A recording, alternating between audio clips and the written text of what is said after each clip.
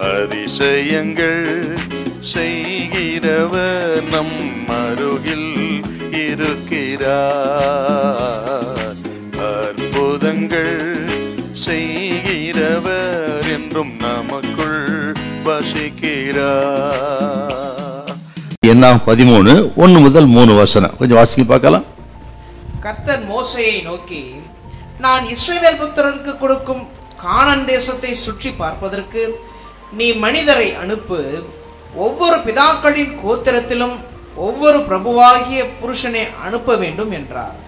மோசே கர்த்தருடைய வாக்கின்படியே அவர்களை பாரான் வனாந்தரத்திலிருந்து அனுப்பினான். அந்த மனிதர் யாவரும் இஸ்ரவேல் புத்திரரின் தலைவர்கள். ஆண்டவர் வாக்கு பண்ணின இந்த கானான் தேசத்தை வேவு பார்க்கும்படி 12 பேர் புறப்பட்டு போனார்கள் அப்படி நம்ம இங்க வாசிக்கிறோம். இந்த வசனத்தை மட்டும் பாத்தீங்கன்னா ஆண்டவர் இவர்களை அனுப்பினது போல தெரிகிறது. ஆண்டவர் மோசேக்கு சொல்ல மோசே இவர்களை அனுப்பினது போல தெரிகிறது. ஆனா உண்மையில என்ன நடந்தது? இஸ்ரவேல் ஜனம் அவர்கள் தான் கேட்கிறாங்க. ஆண்டவர் வாக்கு தத்தம் பண்ணின இந்த கானான் தேசத்தை வேவு பார்க்க வேண்டும் அவங்க தான் கேட்டிருக்கிறாங்க.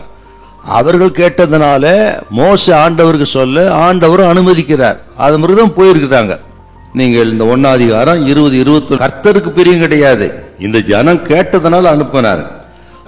அநேக சந்தர்ப்பங்களில ஆண்டவர் நம்ம கேட்கிறதை அனுமதிக்கிறாருங்க. அவருக்கு விருப்பம் இருக்காது, ஆனால் கர்த்தர் அனுமதிக்கிறார். ஏன் அனுமதிக்கிறார்னு கேட்டீங்கன்னா அதுல இருந்து சில பாடங்களை கற்றுக் கொடுக்க விரும்புவார். இத கேட்கிறவங்க நீங்க கேட்டது கிடைக்கலையா ஆண்டவர் சமூகத்துல தோத்தனம் பண்ணி விட்டுடுங்க, அது உங்களுக்கு ஆசீர்வாதம் இல்லைன்னு கர்த்தர் கருதுகிறார். அது உங்களுக்கு நீங்க கேட்கறது உங்களுக்கு நல்லது இல்லைன்னு ஆண்டவர் கருதி அவர் சித்தம் அது. ஆகவே தான் கொடுக்கல. தோத்திரம் பண்ணுங்க, விடாப்பிடிய பிடுங்க நினைக்க கூடாது. கர்த்தர் கொடுக்கறத வாங்கி தோத்திரம் பண்ணுங்க. இன்னொரு விஷயம், நம்ம கேட்கறது ஆண்டவர் ஏன் கொடுக்கிறார் உடனேன்னா அவருக்கு விருப்பம் இல்லைனாலும் நம்ம பலகீனம் அவருக்கு தெரியுங்க. நாம் எவ்வளவு பலகீனமானவர்கள் என்று அவருக்கு தெரியும். ஆகவே தான் சில சந்தர்ப்பங்களை கேட்காத கொடுக்கிறாரு. ஆகவே தேவ பிள்ளைகள், நீங்கள் உங்க சுய புத்தியின் மேல் சாயாம ஆண்டவரை சார்ந்து தேவ சித்தப்படியாய் வாழணும், தேவ சித்தப்படி கேட்கணும், தேவ சித்தப்படி அவர் பிரியமா வாழணும் மட்டும் நீங்க முடிவு பண்ணி இருந்து விட்டால் ஒரு குறை வைக்கவே மாட்டார். தேவ சித்தத்தை மீறி நடக்கும் பொழுதுதான், ஜெபிக்கும் பொழுதுதான், கேட்கும் பொழுதுதான், விடாப்படியா கேட்கும் பொழுது, பிடுங்க நினைக்கும் பொழுதுதான் நிறைய பிரச்சனை வருது.